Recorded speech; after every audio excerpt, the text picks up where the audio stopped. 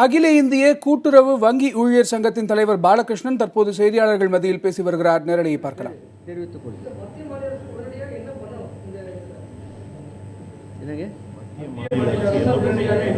மத்திய மாநில அரசுகள் இந்த மோசமான ரிசர்வ் வங்கியினுடைய சுற்றறிக்கையை உடனடியாக விலக்கிக் கொண்டு எப்பொழுதும் போல கூட்டுறவு வங்கிகளும் கமர்ஷியல் வங்கிகளுக்கு இணையாக செயல்படக்கூடியதை உறுதி செய்ய வேண்டும்.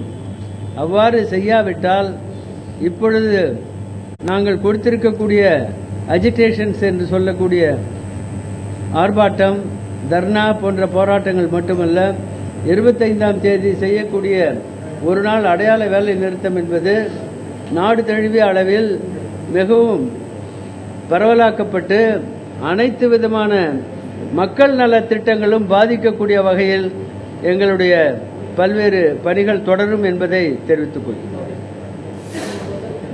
இன்றைக்கு ரேஷன் ஷாப் எல்லாம் நாம தான் கொடுக்குறோம். ஒரு ஃப்ளட்டுன்னு வந்ததுன்னாக்க கவர்மெண்ட் வந்து they are seeking only the help of the cooperative credit societies. drought conditions இருக்கு, ஆளுக்கு 3000 ரூபாய் கொடுக்கணும் அப்படிங்கிறப்ப இந்த கோஆபரேட்டிவ்ஸ் தான் தேவையா இருக்கு.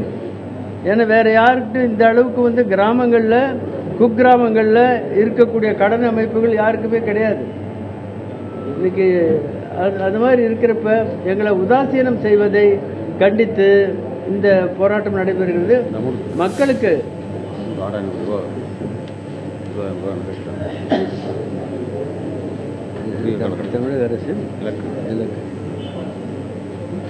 தமிழக அரசு தற்போது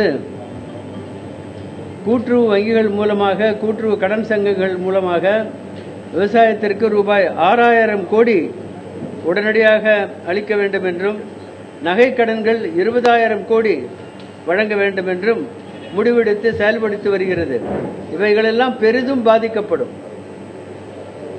கூட்டுறவு வங்கிகள் ஒரு சரியான ஒரு இலக்குகளை சென்று கொண்டிருக்கும் போது மத்திய அரசு இத்தகைய ஒரு மோசமான சுற்றறிக்கைகளை வெளியிட்டு கூட்டுறவு வங்கிகளை உதாசீனம் செய்தால் இத்தகைய மக்கள் நல திட்டங்கள் சாதாரண மக்களுக்கு அளிக்கப்பட வேண்டிய, விவசாயிகளுக்கு அளிக்கப்பட வேண்டிய, கிராமங்களில் வேலை இல்லாமல் இருக்கக்கூடிய அனைத்து தோழர்களுக்கும் பெரிய இழப்பீடு ஏற்படும் என்பதை தெரிவித்துக் கொள்கிறேன்.